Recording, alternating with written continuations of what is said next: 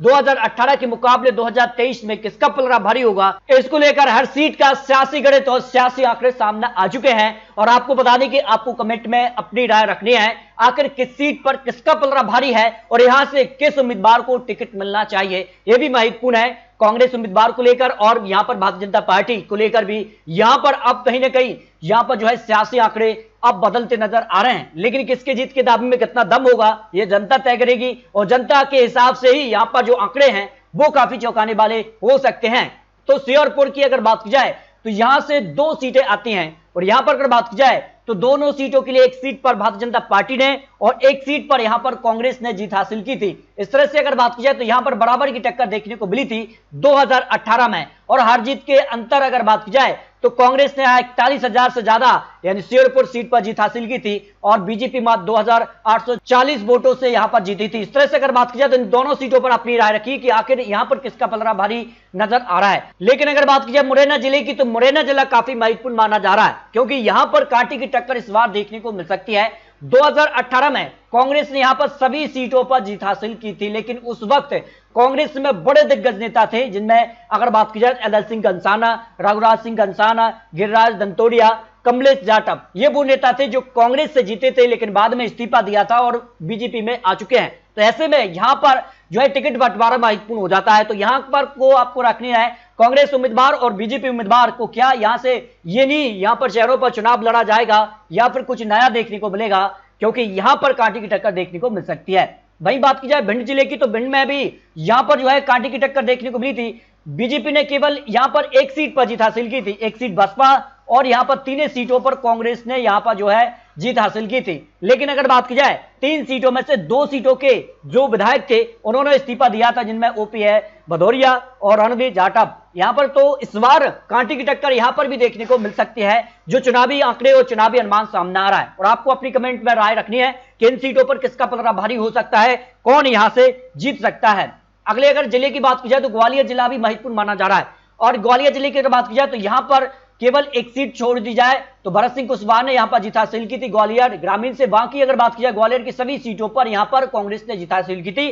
उस वक्त ज्योतिरादित्य सिंधिया कांग्रेस के साथ थे, लेकिन अब यहां पर कांग्रेस के साथ अब यहां पर जो कई विधायकों के इस्तीफा भी हुए हैं और वो बीजेपी में आ चुके हैं, जिसमें प्रद्युम्न सिंह तोमर, यहां पर मुन्ना लाल गोयल, ये बड़े चेहरे हैं। और ये अगर बात की जाए लखन सिंह यादव और इमरती देवी एक बड़ा नाम था जो कि यहां पर चुनाव में यहां पर हार गई थी। लेकिन अगर बात की जाए इस्तीफे के चलते सीटें खाली हुई हैं और ऐसे में माना जा रहा है कि क्या यहां से भारतीय जनता पार्टी इन्हीं को फिर से चुनावी मैदान में उतारेगी या भारतीय जनता पार्टी के पुराने चेहरे जो हैं यहां से चुनाव हार गए थे क्या उनको टिकट मिलेगा। तो टिकट बंटवारा यहां पर एक बड़ा यहां पर प्रेसिडेंट बना है, इस पर अपनी रखिए कि किसे टिकट मिल सकता है, किसकी यहां पर लोकप्रियता जो है यहां पर जो है ज्यादा दिखाई दे रही है, क्योंकि यहां पर अब कांटे की टक्कर होगी। ज्योतिरादित्य सिंधिया के दम पर यहां पर कांग्रेस ने जीत हासिल की थी, लेकिन अब वो भारतीय जनता पार्टी में आ चुके हैं। इसके अगर बात की जाए दतिया जिले की तो दतिया जिले से भी यहां पर बात की जाए तो रक्षा सनोनिया ने यहां पर जो कांग्रेस से इस्तीफा दिया था, कांग्रेस ने इस सीट पर जीत हासिल की थी। लेकिन अगर बात की जाए तो यहां पर 2 सीट पर कांग्रेस और 1 सीट पर भारतीय जनता पार्टी ने जीत हासिल की थी। तो यहां पर भी कांटे की टक्कर देखने को मिल सकती है।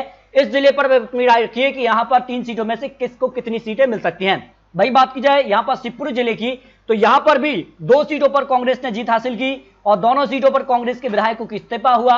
और यहां पर अगर बात की जाए तो पिछोर से भी यहां पर केपी सिंह कांग्रेस यहां पर जीती थी, इनका इस्तीफा नहीं हुआ था। बाकी अगर बात की जाए तो भारतीय जनता पार्टी ने 2 सीटों पर जीत हासिल की थी, 3 सीटों पर कांग्रेस और 2 सीटों पर भारतीय जनता पार्टी ने जीत हासिल की थी। तो शिवपुरी जिले को अपनी राय रखिए, इस बार क्या 3 सीटों पर कांग्रेस ने जीत हासिल की थी वो बरकरार रहेगी या भारतीय जनता पार्टी यहां पर जो है ज्यादा सीटें हासिल करेगी, क्योंकि 2 बड़े दिग्गज नेता कांग्रेस के भारतीय जनता पार्टी में आ चुके हैं। लेकिन इसके अलावा अगर बात की जाए गुना जिला भी महत्वपूर्ण माना जा रहा है। गुना की अगर बात की जाए तो यहां पर 2 सीट पर कांग्रेस ने जीत हासिल की यहां पर और 1 सीट भी यहां पर यानी जो राधोगढ़ है वहां पर भी कांग्रेस ने जीत हासिल की थी। यहां पर जयवर्धन सिंह यहां पर एक बड़े चेहरे माने जाते हैं कांग्रेस के लिए, तो उनकी जीत यहां पर हुई थी। तो इस तरह से भारतीय जनता पार्टी केवल 1 सीट, कांग्रेस ने यहां पर 3 सीटों पर हासिल की थी 2018 में।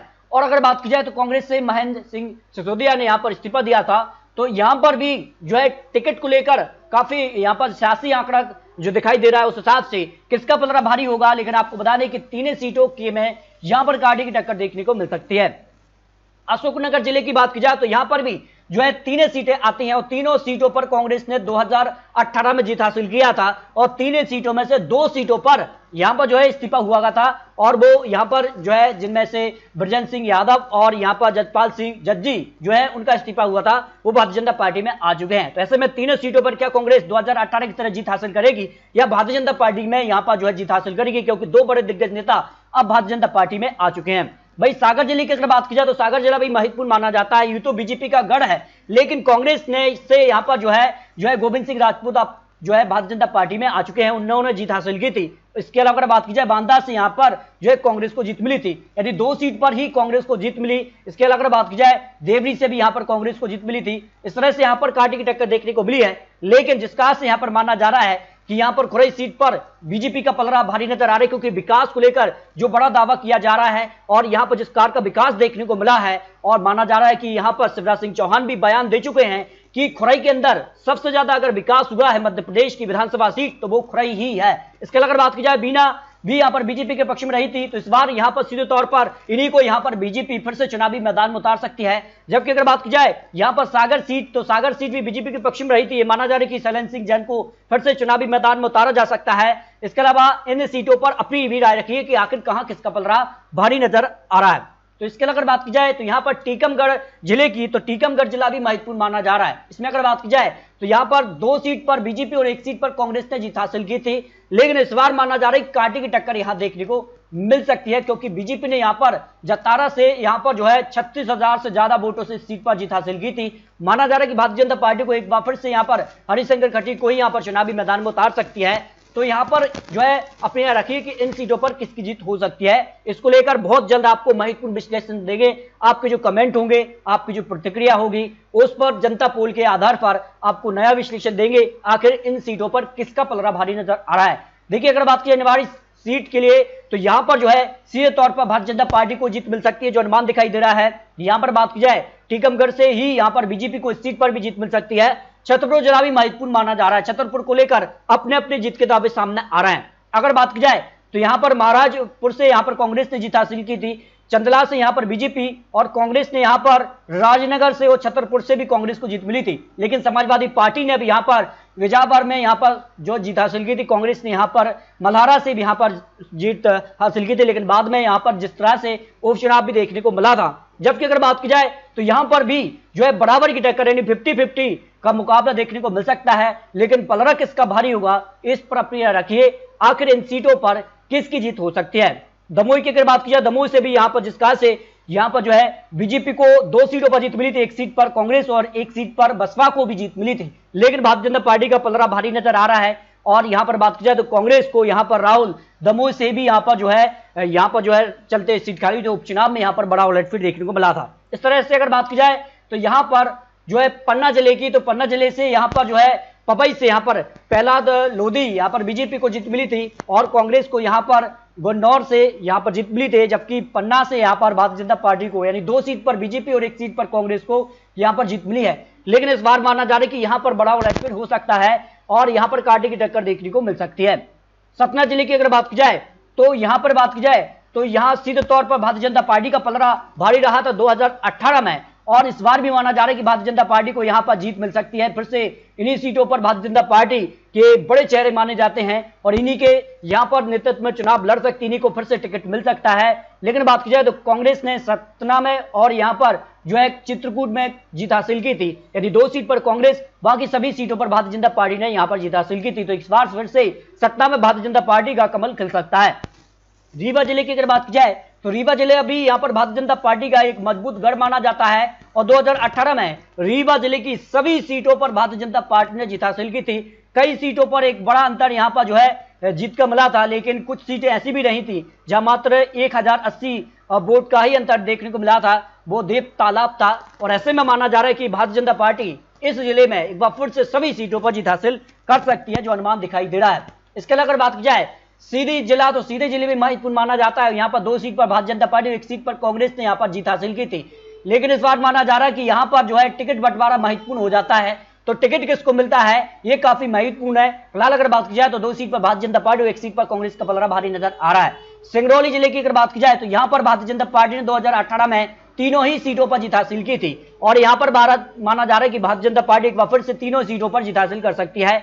सीधे जिले से यहां पर भी जो है इस सीट पर भी जीत मिल सकती है। जबकि अगर बात की जाए शहडोल जिले से, तो यहां पर भी भारतीय जनता पार्टी का गढ़ माना जाता है और यहां पर माना जा रहा है कि भारतीय जनता पार्टी को एक बार फिर से तीनों सीट पर जीत मिल सकती है। जबकि अनूपपुर जिले की बात की जाए तो तीनों सीटों पर यहां पर कांग्रेस को जीत मिली थी 2018 में, और एक सीट से यानी बिसाहू लाल सिंह को यहां पर जो है इस्तीफा हुआ था, उसके चलते यहां पर सीट खाली थी। उपचुनाव में यहां पर बड़ा उलटफेर देखने को मिला था। तो ऐसे माना जा रहा है कि 2 सीट पर कांग्रेस और 1 सीट पर भारतीय जनता पार्टी का यहां पर पलड़ा भारी नजर आ रहा है। लेकिन इसके अगर बात की जाए तो यहां पर उमरिया जिले भी महत्वपूर्ण माना जाता है और उमरिया जिले को लेकर दो सीटें आती हैं और यहां पर दोनों सीटों पर भारतीय जनता पार्टी ने 2018 में जीत हासिल की थी। इस बार भी भारतीय जनता पार्टी को जीत मिल सकती है।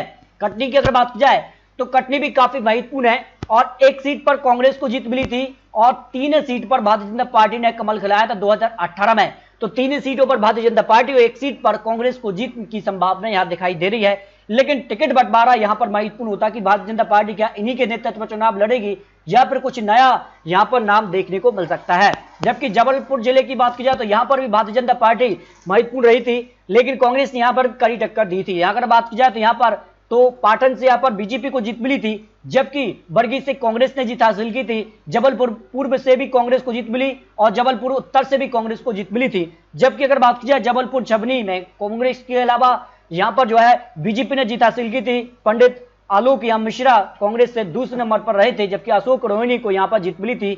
जबकि कांग्रेस ने जबलपुर पश्चिम में यहां पर जीत हासिल की थी। और अगर बात की जाए तो वहां की दोनों सीटों पर भारतीय जनता पार्टी को जीत मिली थी, यानी जबलपुर में यहां पर कांटे की टक्कर जरूर मिली, लेकिन भारतीय जनता पार्टी को ज्यादा सीटें मिली थी। लेकिन इस बार माना जा रहा है कि यहां पर कांटे की टक्कर देखने को मिल सकती है। जबलपुर को लेकर आपको क्या लगता है, इन जिले में किसको ज्यादा सीटें मिलेंगी, इसकी अपनी राय कमेंट बॉक्स में रख सकते हैं। अगर बात की जाए डिंडोरी से तो यहां पर दोनों सीटों पर कांग्रेस को जीत मिली थी और माना जा रहा है कि दोनों सीटों पर भारतीय जनता पार्टी से यहां पर बात की जाए तो कड़ी टक्कर यहां पर हो सकती है, लेकिन कांग्रेस का पलड़ा भारी होगा क्योंकि बड़े अंतर से कांग्रेस ने यहां पर दोनों सीटों पर जीत हासिल की थी। 1 सीट पर 33,000 तो 1 सीट पर 32,000 वोटों के अंतर से जीत हासिल की थी। जबकि मंडला की अगर बात की जाए तो 2 सीट पर कांग्रेस, 1 सीट पर बीजेपी ने जीत हासिल की थी। लेकिन इस बार भी माना जा रहा है कि दोनों सीटों पर कांग्रेस को जीत मिल सकती है, 1 सीट पर भारतीय जनता पार्टी को जीत मिल सकती है क्योंकि एक बड़े वोट बैंक से यहां पर जीत हासिल की थी। जबकि बालाघाट जिले से अगर बात की जाए तो यहां पर कांग्रेस ने यहां पर जो है 3 सीटों पर जीत हासिल की थी। इसके अलावा अगर बात की जाए तो 2 सीट पर बीजेपी और 1 सीट पर निर्दलीय ने यहां पर जीत हासिल की थी, यानी यहां पर कांटे की टक्कर देखने को मिल सकती है एक बार फिर से, जो अनुमान यहां पर दिखाई दे रहा है।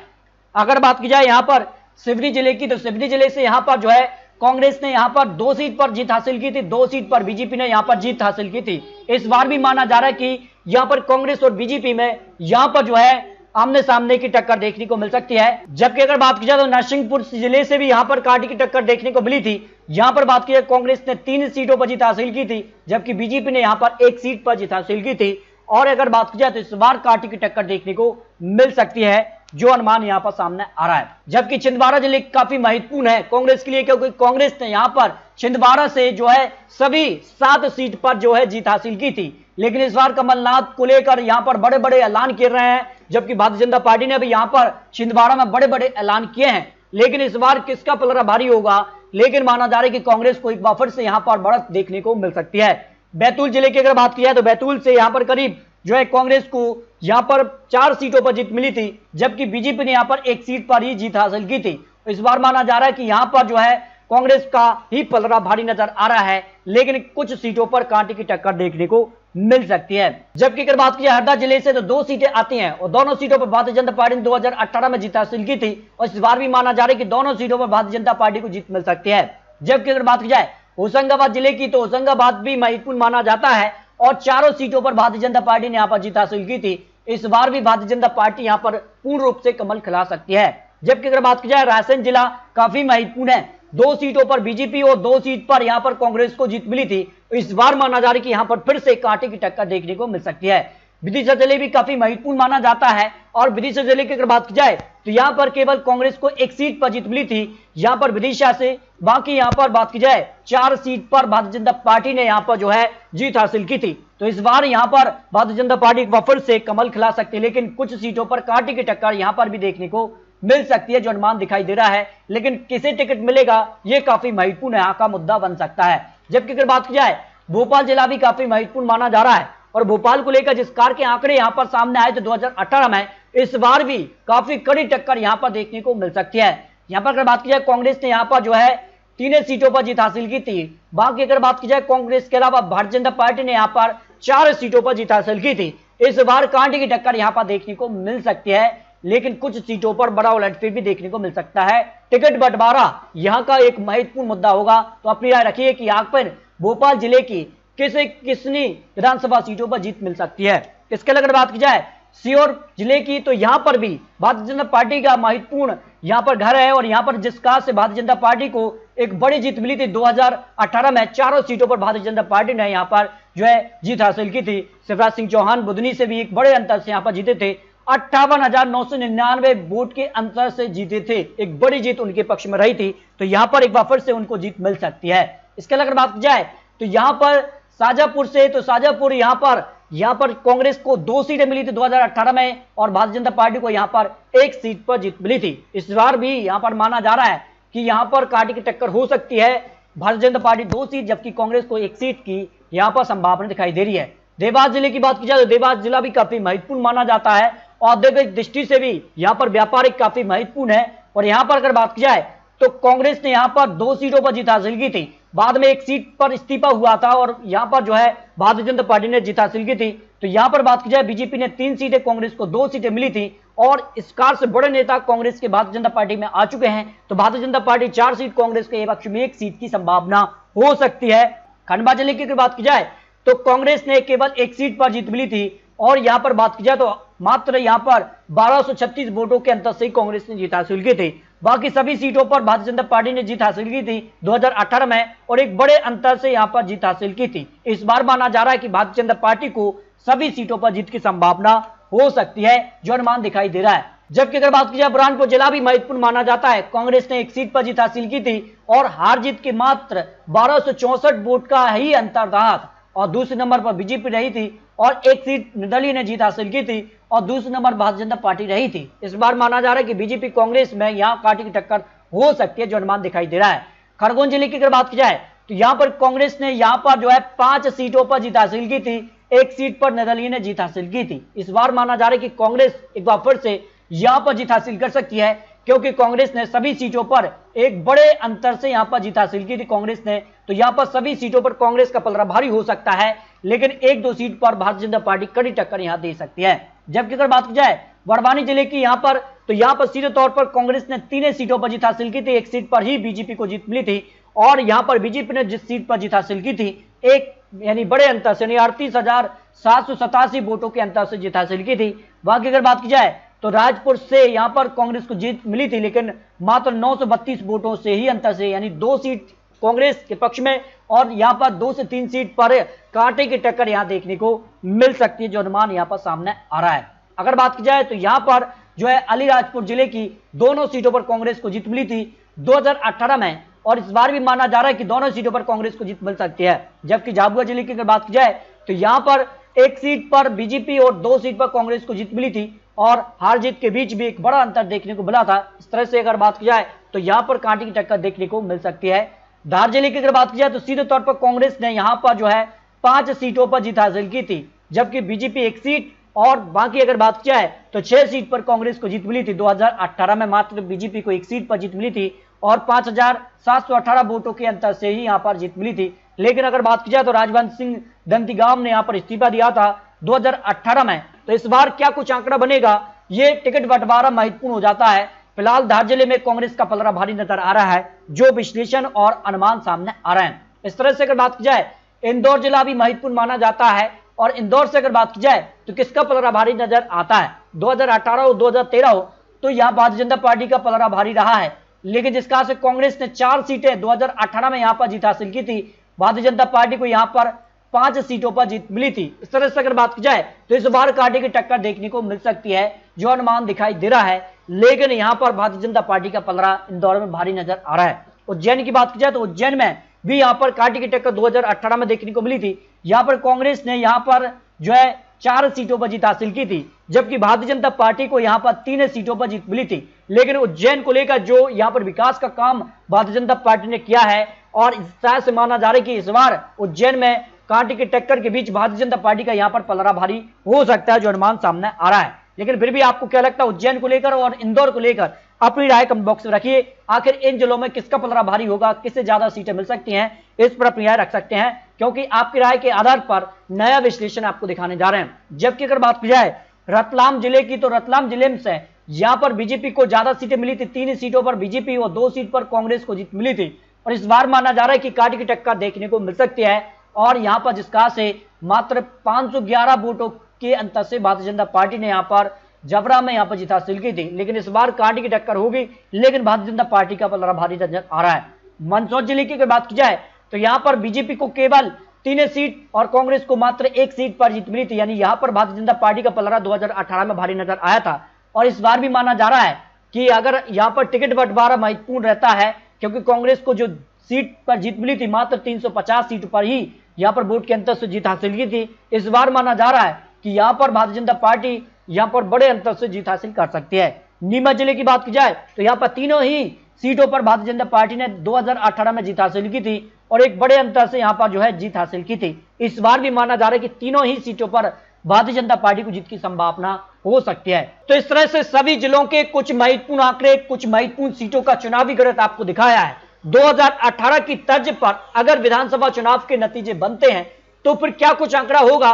टिकट बंटवारा महत्वपूर्ण बन जाता है, लेकिन जिसका से बड़ी बड़ी योजनाएं आए हैं और बड़े बड़े ऐलान किए गए हैं, उसके बाद मध्य प्रदेश को लेकर जो 230 सीटों का चुनावी गणित सामने आ रहा है, इस तरह के आंकड़े बन सकते हैं मध्य प्रदेश को लेकर जो अनुमान ओपिनियन पोल सामने आ रहा है। फिलहाल कांटे की टक्कर दिखाई दे रही है, 98 से लेकर 122 सीट कांग्रेस के पक्ष में जा सकती हैं, जबकि भारतीय जनता पार्टी के पक्ष में 105 से लेकर 129 सीटें जा सकती हैं। अन्य के पक्ष में 1 से 6 सीट की संभावना दिखाई दे रही है। यानी मध्य प्रदेश को लेकर 116 का जो बहुमत का आंकड़ा है वो कांग्रेस के पक्ष में भी जा सकता है और भारतीय जनता पार्टी के पक्ष में आंकड़े जा सकते हैं।